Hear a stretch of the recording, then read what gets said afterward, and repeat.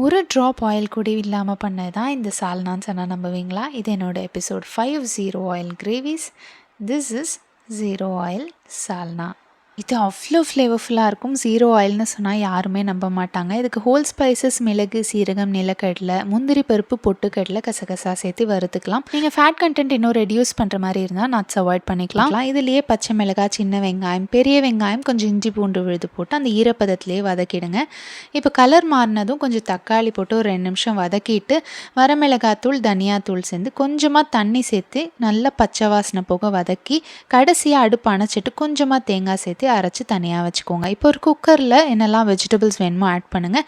நான் ப்ரோட்டீனுக்காக கொஞ்சம் சோயா சங்க்ஸை வேக வச்சு சேர்த்திருக்கேன். இதுலேயே நம்ம அரைச்சி வச்ச விழுது, கொஞ்சமாக உப்பு சேர்த்து 2 விசில் விட்டு எடுத்திங்கன்னா நல்லா கமகமன்னு சால்னா ரெடி. யார் சொன்னால் 0 ஆயிலில் டேஸ்டியாக சாப்பிட முடியாதுன்னு? ஸோ இனி எதுக்கு வெயிட்டிங்? Happy eating.